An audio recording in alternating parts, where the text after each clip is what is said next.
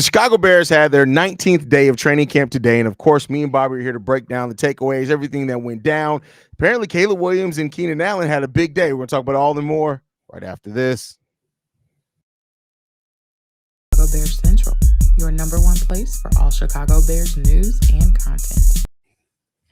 What's going on, Bears fans? Welcome to another episode of Chicago Bears Central, your number one spot for everything Chicago Bears related. Me and Bobby in the building today. Yeah.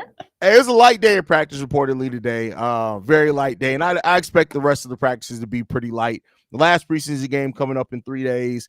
After that, we got 2 weeks basically until the season starts. I expect the team to take it very light through that to make sure that they get through with everybody with no injuries or anything like that. Jaquan Brisker was back there at practice today, which seems really good. But we got something concerning, bro. Apparently, see, this is why Valus needs to get up off my team. Rome Odunze dropped 2 punts and then also dropped some passes today. It's contagious, my boy. Are you concerned about Rome Odunze in the drive me crazy? What? How you feeling about Rome and the drop passes today, brother? Look, man, I know sometimes it happens, but bro, I see you catch the ball when it was raining outside, live. So no excuses. What we doing? You can't say it's the sun. Look, I'm gonna take it for just him having one of those days. But I don't like the sound of it because we know what drop punts has done to us these last few years. Mm-hmm. So please get it together. Please get it together. Yeah, listen, if you're gonna be dropping punts, keep his ass just catching facts. Facts. Keep it simple. Yeah, we ain't got nothing to look at in that one. But more positive, and I know I put this one in the title. Keenan Allen had maybe his best practice since he's been a member of the Chicago Bears. Catching the touchdown on 11-on-11s, caught another touchdown, I think on 7-on-7s as well. And this is after no, they both were on 11-on-11s. Just had to take a look. So 2 touchdowns in the 11-on-11 period. This is after Caleb Williams threw a pick 6 that was intercepted by Kyler Gordon. But how you feel about that? Because one thing, the chemistry with Caleb, Keenan Allen, Keenan even said it wasn't quite there in the initial OTAs. Now it seems like it may be getting there. How you feeling about this, Bob?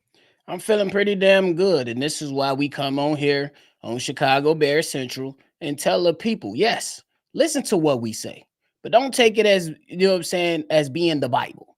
Look at the stuff for what it really is. Draw your own conclusions, form your own opinion, because for some strange reason, somebody placed out all 22 calling Keenan Allen fat, saying he can't really utilize his speed. Hey, idiot, if you ever watch Keenan Allen, he's not the fastest guy.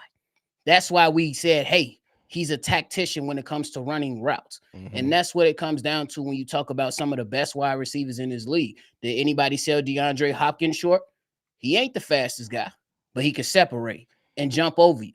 Same thing can be said about Keenan Allen. So this right here, I love that it's coming out. I never really paid attention to people calling him slow fat. Look, we're going to take a few things from the preseason and say, hey, this is good. But what matters the most is when the helmets get strapped up and everybody ready to go during week 1. That's when it all matters. So I'm happy to hear this, but I was never really concerned. Yeah, I mean, and I won't be surprised if you actually see Keenan Allen line up more in the slot than Rome Odunze. I know I've personally kept talking about like Rome being in that slot, but I think you may see that just because of him being a tactician with route running and kind of being a safety net for Caleb Williams. So we'll see what happens some on that one. But overall, I'm glad that they're getting it together. This like I said, keep saying this is kind of what you want to hear at this point in the preseason, that all the kind of wrinkles are being worked out, especially with everybody being healthy. That's the biggest part of it.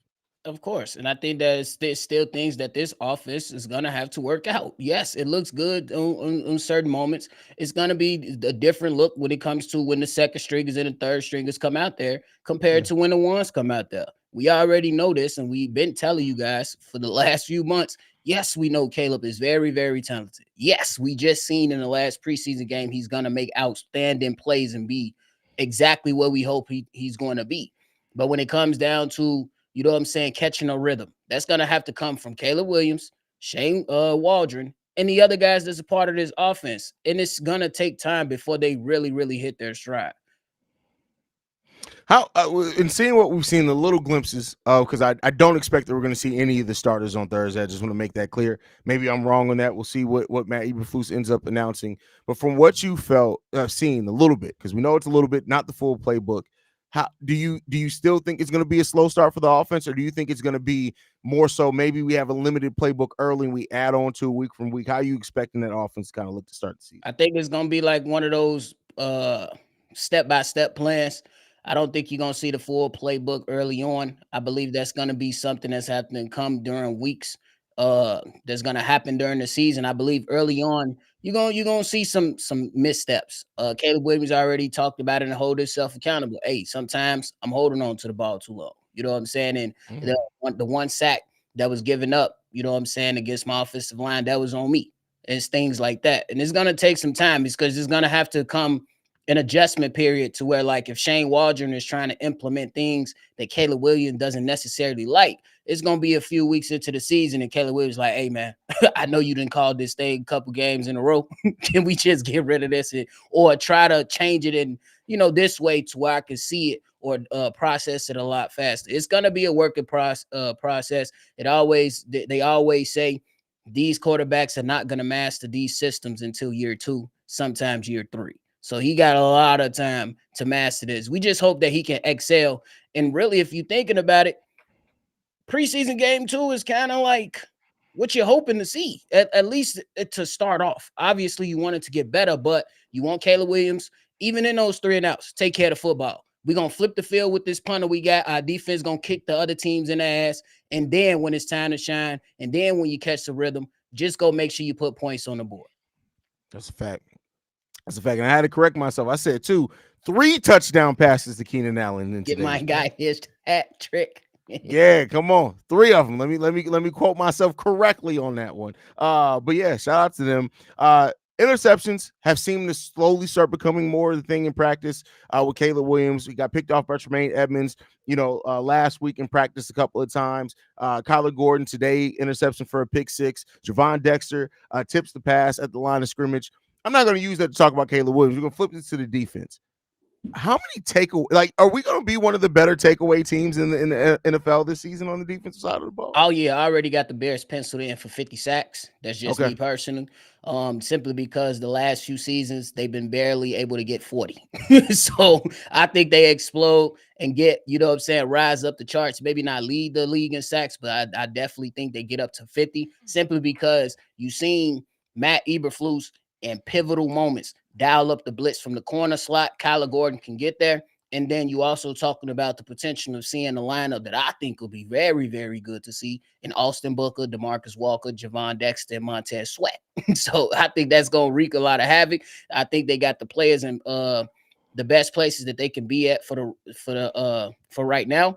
And if we seen that these guys are out there running around like chickens with their hair cut off and getting right in the passing lanes and picking shit off already, I expect it to continue for sure. That's a fact. That's a fact. Um, with the defense as well, we've seen a lot of solid play on that defensive line from multiple players. The defensive line has been really good at attacking the run, getting pressure on the quarterback. Not a whole lot of sacks, but getting pressure on the quarterback so far. When you look at Javon Dexter, who's had a solid practice today, we've heard a lot about him basically since training camp started. Didn't see a whole lot as far as the numbers, as far as like the stats wise in the preseason. Has this preseason play done anything as far as positively or negatively on your outlook of Javon Dexter coming into the 2024 season? Not at all. I think right now the guys is they want to get reps. I think that right now you don't want to give away everything. Like, I'm not even gonna hold you. Like, in some plays you can see wide receivers. Yes, they are running the routes, but are they running the routes with conviction? No, not all of them, and not on every single play.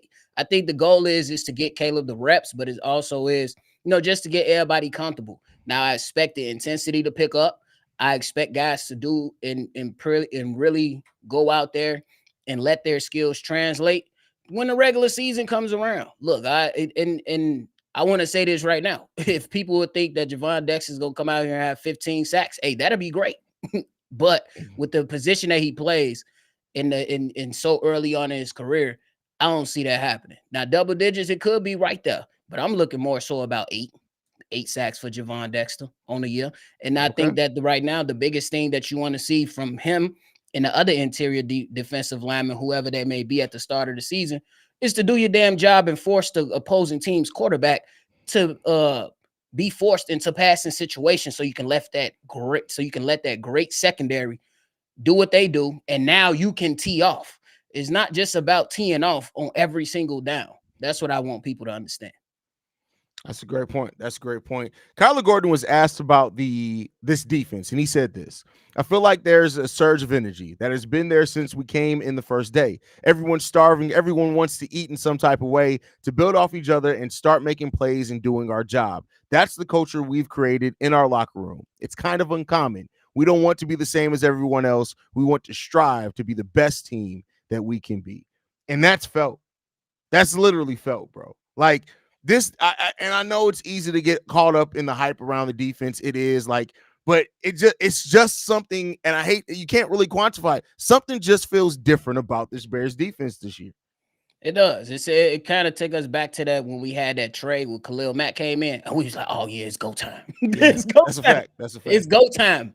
And I think it's go time right now. It's just that this defensive unit is much more younger, much more athletic, and I believe they got more pieces in position.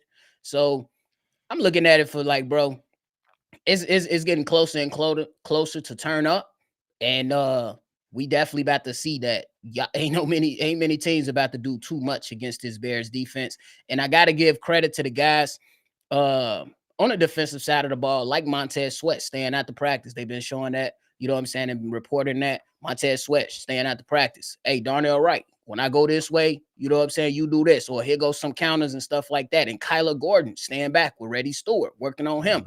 And it's not just about the now for some of these guys that are still trying to make the team. To me, that shows good leadership. You know what I'm saying? Even if you might not be here and be balling out with me, I want to see what's best for you just because I believe in you and who you are as a player and a person.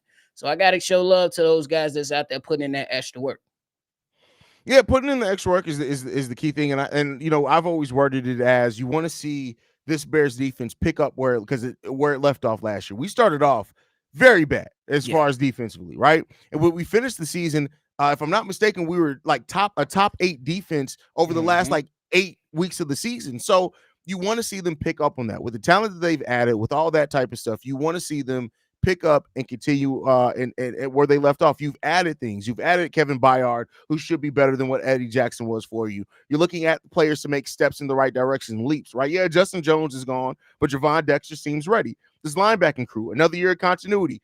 And that secondary, I keep talking about it all day long. The secondary about to be crazy, bro. Secondary's about to be crazy.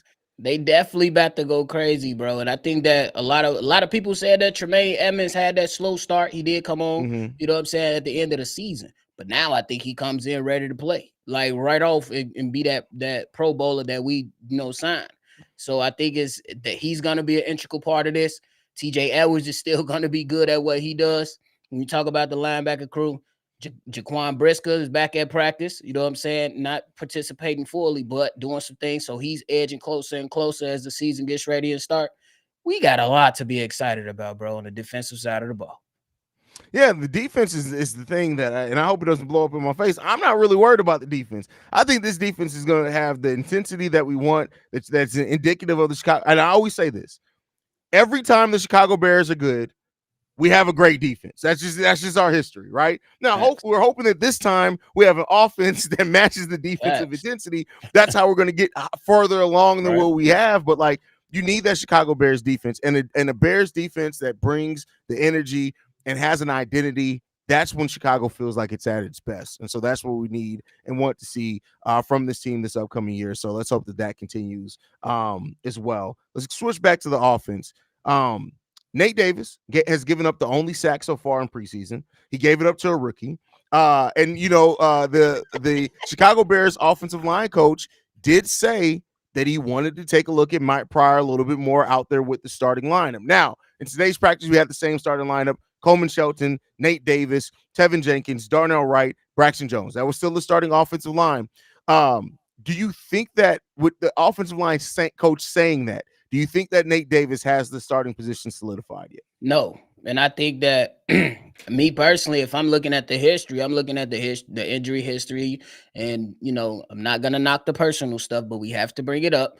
The Mhm. personal things that took him away from football last season, which you understand. Let's not get that misconstrued. You understand the personal things that went on, but the injury started to come into play. The lackluster play that was present during his time while he was in the game, and then the lack of availability during this year's training camp, and then you still got some questions at that spot. And you came in, and in your preseason moments while Nate Davis was out, Matt Pryor, one big ass fella, by the way, big as hell, he played pretty damn well.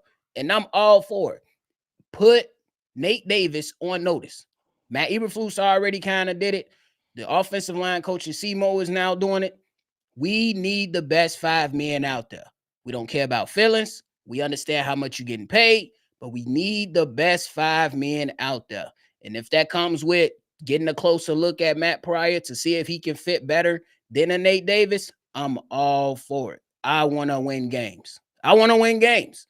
Everybody wants to win games. 10 games we've won in 2 seasons. Can we get 10 in 1 season? Please. That's all I That's need. the crazy part, bro. Like I like the fact that we're heading into our third season. We've talked about 10 wins in a little over 2 years is crazy, bro. Right? It's crazy. But, It is crazy. nonetheless, we should have a lot more wins coming up on the horizon. But speaking about wins, I think this is a great time to start segueing into some of the predictions that have come out so far for the Chicago Bears before we end the show today. We got predictions from a lot of the major outlets. Bleacher Report predicted the Bears to go 9-8. ESPN, Courtney Cronin predicted the Bears to go 10-7. You got Gene Cumberland from Sports Illustrated 10-7 there as well, and Yahoo Sports at 9-8. So, I mean, if you average that out, that's an average 9.5 wins. How do you feel about that being the mark for this Bears team? 9.5 wins this season. I started at 9. I went up to 10 for me personally, and I think right there it's on the money. I know it's gonna be some people that's ultimate fan guys, and I'm with you. I'm a homer too, but I gotta look at what what I'm saying, what the team has shown me and how early they are, and still at this stage right now. You know what I'm saying? So me personally, I believe 10 games is fair, and you go from there. Now, if they exceed their expectations, I'm all for it. But I think that right now, the Bears, with the schedule that they have in place, 10 wins is very, very obtainable. You can capture that goal, and then you can possibly be pushing for a playoff spot depending on how you match up within other guys within this conference that you're going to be facing off against, and more specifically, how you fare against your division rivals, because they coming. You know what I'm saying? They coming. They right there with you. Yeah, I mean, this is going to be a deep division. Even with what the Vikings have going on injury wise, still just between the Lions, the Packers, and the Bears, like it's about to be a tough division to get into. And then also when you look at how the Bears end the season, like our last 3 games of the season are against Detroit, Seattle, and Green Bay. Minnesota, if you want to throw in that last 4. Yep. Hey, if there's no better way to make sure you playoff tested, really, if you look at the last 5 overall, San Fran is that 5th game, December 8th, my birthday weekend. For We got sure. we got tests coming up. I think the 9.5 mark is fair. When you look at it, the Bears won 7 games last year, 7 games in which the defensive line started off the season piss poor. The offense was hit and miss all season long. You've shored up a lot of your weaknesses. You still got to prove it on the field in an actual regular season NFL game. But I don't think that's a bad place to be in. Like if the Bears can win 10 games this year, on the first year of your rookie quarterback, the first year of your new offensive coordinator, the first year of the new Matt Eberflus, because this is different. This ain't Yeah. Eberflus. This is Flus. We got Coach Flus now. It's a little bit different. He got a nickname. Yeah. So, I mean, I think that's a great foundation to start building off on. And if we get above, I'll tell y'all what right now. If we get above 10 wins this season, y'all can't tell me shit. I'm sorry. I know my dad's in the chat. I saw my dad in there earlier. My apologies. But like, y'all can't if the Bears get over 10 wins this season, I'm going to be the most annoying Bulls content creator all offseason. That's all I can say. Y'all just gonna hate me. Packers fans gonna hate me. I'm showing up in Lions fans chats. They've been showing up in ours the last 3 years. Facts. I'm killing everybody. So the real. And I think it's very, very possible. But one thing I got to throw in, Haize, every season has that one disappointing loss. That one you just let slip away. Mm-hmm. When it comes, I want to know, when do they allow it to come and how resilient they are. We've shown that they can bounce back. They had a decent finish to their season last season after those horrible games against Denver, Tampa, Detroit last season, and they kind of righted their wrongs towards the end of the season with, didn't always result in wins, but they kind of righted their wrongs and played more competitive football. But I want to see, how do they apply pressure, and will they keep their foot on the gas if they start to string together some wins? Because before this bye week, just about every game on this list is winnable. And then how do you come out the bye week? That's good. That's going to be the key moments for me. How do you go into the bye week, and how do you come after it? Come out of it. I'm really, really looking at that stuff. Yeah, no, for sure. I think, and I've said that leading up to the bye week, you got 6 games. Those 6 games gives your offense chance to work out all the kinks. I hope that's the case. Hell, if they can work it out before, then great. But then after the bye week, the fact that we don't play any divisional games until after the bye week, that's going to be key. It's like, because that gives the Bears, the team that has the rookie quarterback, a chance to completely ramp up. Most of the other teams in the division have been together for a while. Of course, Minnesota has its own shit going on again. Mm-hmm. But to answer your question, you said, when is the game that we let slip away that I'm worried about being that game? Week 11 in Chicago against Green Bay. It's going to be so much anticipation building up to that game. Caleb Williams' first game against Green Bay at Soldier Field. I'm just worried that the pressure of that moment, not necessarily saying it's going to get to Caleb. He's been playing big games all his career. But if I'm worried about any game being, you don't let that be the one that slips away. Don't, come on now. Not at home against the Packers, bro. Yeah, I think that's one, because for me, at least when I'm always watching, it's not like they always come out in the first quarter and kick our ass from start to finish. These last few years. It's always the third quarter. Always the third quarter. It'd be a tight game, quarter 1 and 2, and then the third quarter, the wheels just fall off, the transmission just fell to the floor, and it looks ugly. And we slamming headphones, cussing people out in the chat because they saying dumb stuff, and then it's just not a good Sunday for us. So I hope that they get this shit together for real.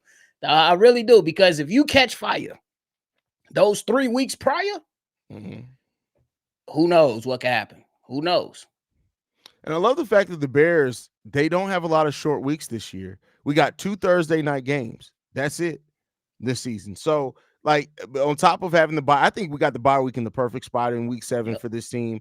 So all those things being what they are, man, really excited about this. We got one question I want to get into before we get out of here, Bobby. From Quentin, she says, I know this might be an off subject, but I would like to know if you guys would like to try and do a meet and greet. Yeah, man.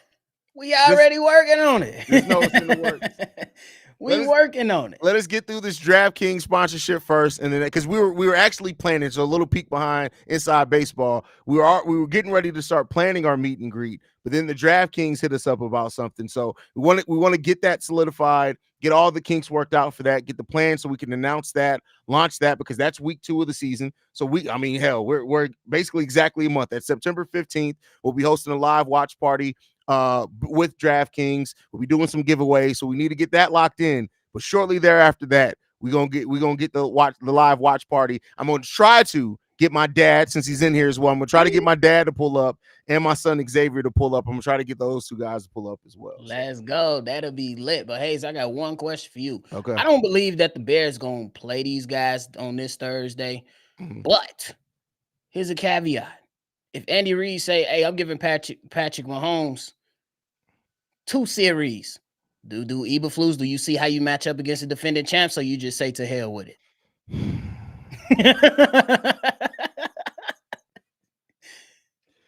The Bears fan in me wants to say yes. The Bears, just the pure fandom part of me wants to say yes. The logical side of my brain, because we've seen that Matt Eberflus doesn't like to play starters in the last preseason. We got 2 years of data on that. He typically doesn't like to play them. I'm leaning towards no, but listen, if they do, do you know how the pandemonium that would be going on even if they, let's say Mahomes plays 2 series and Caleb plays 2 series and Caleb outplays Mahomes in those 2 series? Oh my God, Bears gonna be Bears fans are gonna be annoying, bro. Like, they're going to say, we about to get 6 championships in 7 years. That's already crazy, know they're bro. going to That's be going exactly crazy. what's going to happen. That's exactly what's going to happen. But we'll see. I agree with you on that train of thought, though. I say, hey, just do what's best for you and your team. I feel like you got a lot of meaningful reps in this last game. It's cool, man. You ain't got nothing else to prove. Let's get ready for this regular season. Yep. Get ready for the regular season. I can't wait. I just can't wait, bro. It's gonna be an exciting time. Unfortunately, and let me not say unfortunately. I got some news coming. I'll wait to drop it on the pregame. So y'all make sure y'all stay in for the pregame show, September 8th. The game's at 1 p.m. Eastern time, so we'll be live 12 p.m. Eastern time for the pregame show. I got some news dropping. I'm gonna leave it at that. Bobby don't even know what the news is yet. Oh, come on now. Bobby don't even know. Come on now. But man, we appreciate you guys for pulling up on us, man, here on the evening stream. We'll keep this going as long as training camp is going on. Make sure you guys are following us at Shy Bear Central. Make sure you guys are going over and following Bobby and C-Dub also at Shy Bulls Podcast with the Cognac Boys. Help go and get them to 7K. By the way, if y'all not subscribed to us, I just hit 20K on Chicago Bulls Central. So now it's 20K all year. We need to get to 20K on Chicago Bears Central before the end of the season. That's a little under 4,000 more subscribers between now and the end of the season. Y'all basically got 20 weeks to get us. 20 weeks. 20 weeks to get us to 20 weeks to get us to 20,000 subscribers. If y'all don't, I'm putting cases on all you bitches. But I love you guys. You can send us any feedback, questions, comments, concerns. Chicago Bear Central at gmail.com. And then lastly, if you want to leave a text message and our voicemail, 773-242-9336. We're the number one spot